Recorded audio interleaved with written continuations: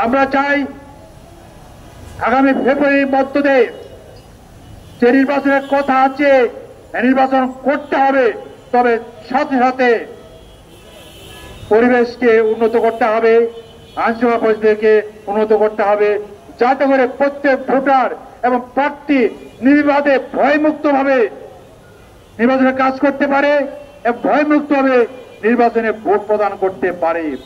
এখন যে অবস্থা বিরাজ করছে আমরা দেখতে পাচ্ছি, বিভিন্ন জায়গায় কেউ কেউ জোর করে বিবাদের চেষ্টা করছে, এটা হতে দিতে পারি না।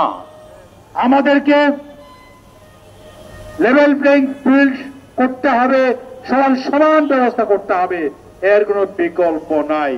তা না করে যদি এখন যেভাবে চলছে এভাবে চলতে থাকে, তাহলে আশঙ্কা করছি আমরা ভোটের নামে প্রহসন হবে, এই আগে হয়েছে এভাবে হওয়ার চেষ্টা করা হবে। এটা জাতি মেনে নেবে না, আমরা মেনে নেব না। আমরা চাই, আপনারা জানেন বাংলাদেশ একটি মুসলিম দেশ, 92% জন এখানে মুসলমান।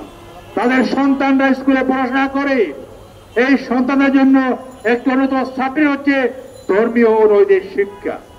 অথচ এই শিক্ষা দানের জন্য কোন শিক্ষক নিয়োগ করা হচ্ছে না। এমনকি দেখা যাচ্ছে যে এই ধর্ম সম্পর্কে কিছু জানে না, সে পর্যন্ত ক্লাসে পাঠদান করছে।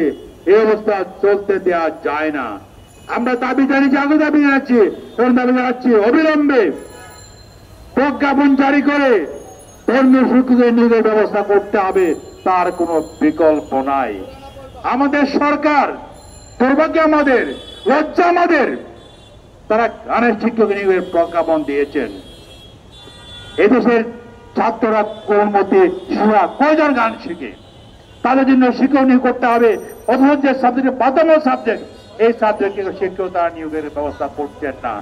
আমরা চাই অবিলম্বে এই শিক্ষক নিয়োগের প্রজ্ঞাপন জারি করা হোক, নিয়োগের ব্যবস্থা করা হোক। তাই সংগ্রামী ভাইয়েরা আমার, আজকে আমাদের সমাজে বেশিরভাগ চলে যাওয়ার পর যে মুক্ত তৈরি হয়েছে, আমরা চাই এই মুক্ত অবস্থাকে ধরে রেখে আগামী নির্বাচন করতে, জুলাই সনদে কার্যকর করার মাধ্যমে তা করা সম্ভব।